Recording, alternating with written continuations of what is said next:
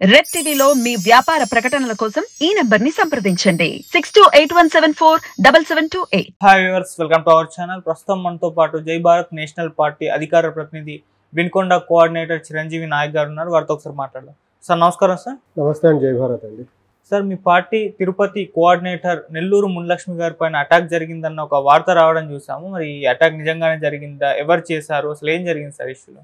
అవునండి, రాత్రి జరిగింది. ఆవిడ యాక్చువల్గా మనకు పార్టీలోకి యాక్టివ్ పాలిటిక్స్లోకి రాకముందు నుంచి ఆవిడ ఆర్ఫన్ పిల్లలకి, అనాథ పిల్లలకి, తర్వాత సింగిల్ పేరెంట్ ఉండే పిల్లలకి, తర్వాత ఓల్డ్ ఏజ్ హోమ్స్లో సర్వీస్ చేసుకుంటా, అన్నదాన కార్యక్రమాలు చేసుకుంటా, ఆర్ఫనేజ్ హోమ్స్లో తర్వాత సింగిల్ పేరెంట్ ఉన్న పిల్లలకి వచ్చేసి ట్యూషన్స్ చెప్పుకుంటా, వాళ్ళకి ఏదో సహాయ కార్యక్రమాలు చేసుకుంటా ఆవిడ సేవా కార్యక్రమాల్లో ఉండేవారు గత 2-2.5 సంవత్సరాలుగా.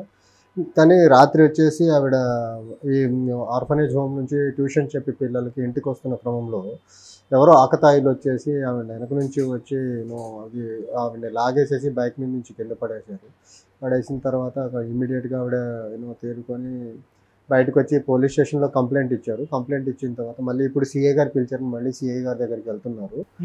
ఏదైనా ఒకటి అయితే క్లియర్ అండి, ఆవిడ రాజకీయాల్లో రాకముందు ఇవే సేవా కార్యక్రమాలు చేశారు. అప్పుడు ఆవిడ మీద ఎలాంటి ఒత్తిడి లేవు, ఎలాంటి అటాక్ జరగలేదు. ద మూమెంట్ ఆవిడ పాలిటిక్స్లోకి ఎంటర్ అయ్యి సేవా కార్యక్రమాలు చేస్తూ మా పార్టీ గురించి, పార్టీ మేనిఫెస్టో గురించి, పార్టీ విధి విధానాల గురించి ప్రజల్లోకి తీసుకెళ్తున్న తరుణంలో ఇక్కడ ఎవరైతే ఆ తిరుపతిలో లోకల్ లీడర్స్ ఉన్నారో వాళ్ళకి అది నచ్చకుండా ఉండుండొచ్చు, లేకపోతే మనకు ఒక ఆల్టర్నేట్ శక్తిగా ఇవిడ ఎదుగుతుందనే ఒక భయాందోళనలో ఉండి ఇలాంటి వాళ్ళని ఆదిలోనే మనం అంతం న్యూట్రల్ చేయాలి, లేకపోతే మనకు రాబోయే రోజుల్లో వీళ్ళు ఒక థ్రెట్గాను లేకపోతే ఒక ఫార్మిడబుల్ అపోజిషన్గా తయారవుతారని ఒక భయంతో చేసినట్టు కనిపిస్తుంది తప్ప దీంట్లో ఇంకొకటి అయితే కనపడట్లేదు. వాళ్ళు ఇంకోటి కూడా గుర్తుంచుకోవాలి, వాళ్ళ దగ్గర మంది మాగదులు ఉండొచ్చు, డబ్బు ఉండొచ్చు, రౌడీ మూకలు ఉండొచ్చు, కానీ మా పార్టీకి ప్రజా మద్దతు ఉంది. మా పార్టీని నడిపిస్తున్న వ్యక్తి ఒక నిజాయితీతో కూడుకున్న ఒక మాజీ retired IPS and retired former JD to CBI.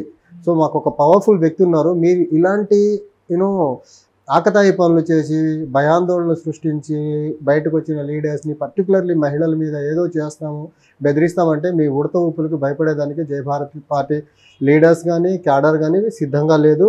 మీరు ఇలాంటి చర్యలు ఇక్కడితోనే ఆపేస్తేనే బాగుంటుంది. ఇలాంటివి ఇంకా పునరావృతం కాకుండా ఉంటే బాగుంటుందండి. ఇలాంటివి నెక్స్ట్ ఏదైనా రిపీట్ అయితే మాత్రము చాలా పెద్ద మొత్తంలో ఎక్కడైతే జరుగుతుందో అక్కడ వాళ్ళ ఉన్న లీడర్స్ వాళ్ళ ఇళ్ళ ముట్టడి చేసే కార్యక్రమం చేసేదానికి కూడా మేము వెనకాడబోతున్నాం.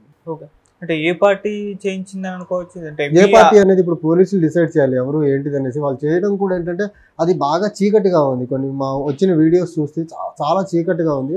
ఈవెన్ సీసీటీవీ కెమెరాస్ కూడా అక్కడ సీసీటీవీస్ కూడా ఉన్నట్టు నాకైతే కనిపించట్లేదు. సో అది వాళ్ళు చాలా క్లియర్గా ప్లాన్గా చేశారనమాట. ఎందుకంటే ఈవిడ పని చేసుకుంటా, సేవా కార్యక్రమాలు చేసుకుంటా, తర్వాత యాక్టివ్గా మా పార్టీ ఒక భావాల్ని జనాల్లోకి తీసుకెళ్తున్నాం. అవతలకి మేబీ అది ఖచ్చితంగా థ్రెట్గా పరిగణించి వాళ్ళు ఈ చర్యకు దిగజారి ఉంటారనేసి మాకు అనిపిస్తూ ఉందండి. అసలు తిరుపతిలో పరిస్థితి ఎలా ఉంది? క్యాండిడేట్లు కానివ్వండి, ఎలా ఉంది అసలు అక్కడ? మా మునిలక్ష్మి గారు చాలా యాక్టివ్గా పనిచేస్తున్నారంటే రోజు తను రెగ్యులర్గా చేసే సేవా కార్యక్రమాలతో పాటు పార్టీ రిలేటెడ్ ఏవైతే మా మేనిఫెస్టో ఉందో, తర్వాత పార్టీ భావజాలాన్ని కానీ వివిధ రూపాల్లో ఆవిడ జనాల్లోనే ఉంటున్నారు అన్నమాట. మేబీ దానివల్ల వాళ్ళు డైరెక్ట్గా ఆవిడతోనే చెప్పారంట, మీకు ఇవన్నీ ఎందుకు, మీరు ఏం చేయాలనుకుంటున్నారు, రాజకీయాల్లో ఉండి మీ పనులేవో మీరు చేసుకోకుండా మీకు రాజకీయాలు ఎందుకు అంటే సామాన్యులు వచ్చి రాజకీయాలు చేయకూడదా? మీలాంటి పెత్తందారులు లేకపోతే ఒక అవినీతి ఊబిలో కూరుకున్న మీరే చేయాలా? డబ్బున్న వాళ్ళు మీరే చేయాలా? సామాన్య ప్రజలు రాజకీయాలు చేయొద్దా? ఎక్కడైనా రాసిపెట్టుందా మీరే రాజకీయాలు చేయాలనేసి? కొన్ని రాజ్యాంగం ఆ హక్కు మీ వరకే కల్పించిందా పెత్తందారులే రాజకీయాలు చేయాలనేసి? ఓకే, సో ఇప్పుడు దీని పట్ల మరి జేడీ గారి స్పందన ఎలా ఉంది? ఆయన ఎలా అంటే రాత్రి మా అధ్యక్షులు గారు మునిలక్ష్మి గారితో మాట్లాడారండి అండ్ సపోర్ట్ ఎక్స్ప్రెస్ చేశారు. మేము కూడా అందరం మా మునిలక్ష్మి గారితో మాట్లాడాము. ఖచ్చితంగా పార్టీ మొత్తం ఆవిడకి సాలిడ్గా ఆవిడకి సంఘీభావం తెలిపారు. ఇప్పుడు ఇక్కడికి వచ్చే ముందు కూడా నేను ఆవిడతో మాట్లాడి అసలు ఏం జరిగింది ఏంటి తెలుసుకున్నాము. మేము ఎక్కడ అధైర్యపడద్దు, సార్ మీతో ఉంటారు ఎప్పటికీ, అండ్ మా వరకు మేము ఏమైనా చేయగలిగితే అవన్నీ మీకోసం చేస్తామని భరోసా ఇచ్చామండి. ఓకే, దీనిపైన ఎంక్వైరీ అయితే నడుస్తుందా? పోలీసులు ఇప్పుడు పిలిచారంట, సిఐ గారు పిలిచారంటే ఆవిడ మళ్ళీ అక్కడ పోలీస్ స్టేషన్కి వెళ్తున్నారు సిఐ గారి దగ్గరికి.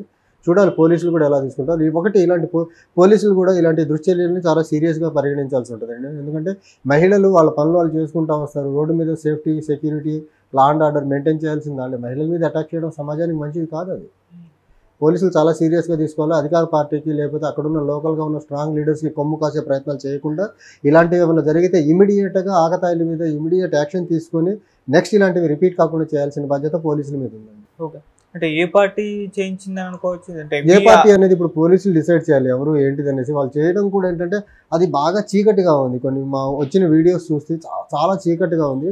ఈవెన్ సీసీటీవీ కెమెరాస్ కూడా అక్కడ సీసీటీవీస్ కూడా ఉన్నట్టు నాకైతే కనిపించట్లేదు.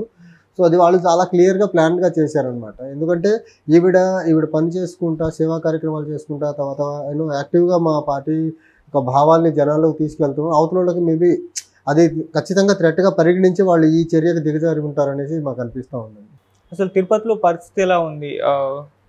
క్యాండిడేట్లు కానివ్వండి, ఎలా ఉంది అసలు అక్కడ? మా మునిలక్ష్మి గారు చాలా యాక్టివ్గా పనిచేస్తున్నారంటే రోజు తను రెగ్యులర్గా చేసే సేవా కార్యక్రమాలతో పాటు పార్టీ రిలేటెడ్ ఏవైతే మా మేనిఫెస్టో ఉందో తర్వాత పార్టీ భావజాలాన్ని కానీ వివిధ రూపాల్లో ఆవిడ జనాల్లోనే ఉంటున్నారు అన్నమాట.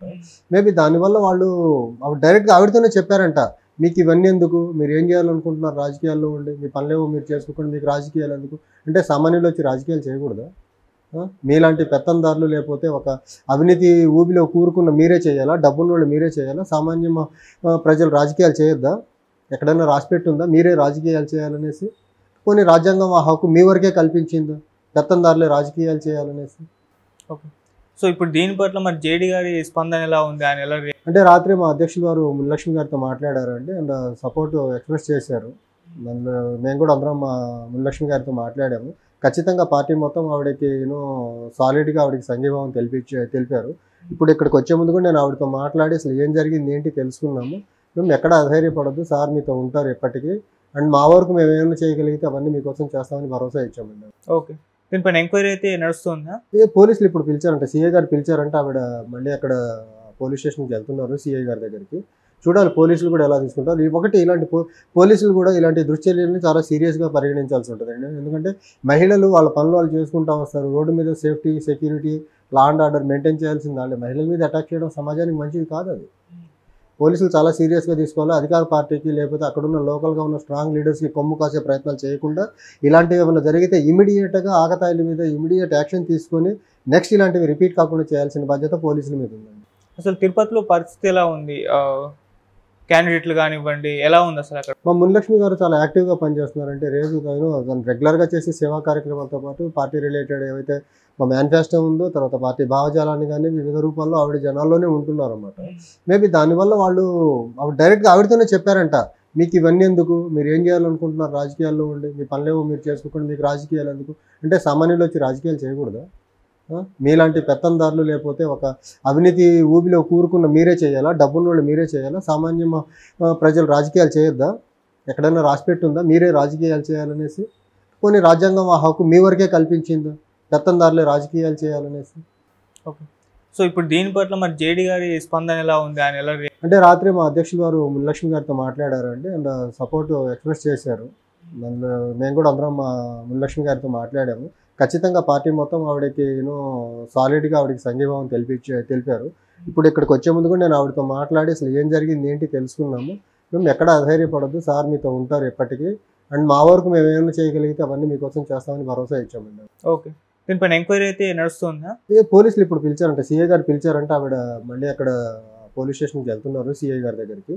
చూడాలి పోలీసులు కూడా ఎలా తీసుకుంటారు. ఒకటి ఇలాంటి పోలీసులు కూడా ఇలాంటి దుశ్చర్యల్ని చాలా సీరియస్గా పరిగణించాల్సి ఉంటుందండి. ఎందుకంటే మహిళలు వాళ్ళ పనులు వాళ్ళు చేసుకుంటూ వస్తారు. రోడ్డు మీద safety security law and order maintain చేయాల్సింది వాళ్ళే. మహిళల మీద అటాక్ చేయడం సమాజానికి మంచిది కాదు. అది పోలీసులు చాలా సీరియస్గా తీసుకోవాలి. అధికార పార్టీకి లేకపోతే అక్కడున్న లోకల్గా ఉన్న స్ట్రాంగ్ లీడర్స్కి కొమ్ము కాసే ప్రయత్నాలు చేయకుండా ఇలాంటివి ఏమైనా జరిగితే ఇమీడియట్గా ఆకతాయిల మీద ఇమీడియట్ యాక్షన్ తీసుకొని నెక్స్ట్ ఇలాంటివి రిపీట్ కాకుండా చేయాల్సిన బాధ్యత పోలీసుల మీద ఉందండి.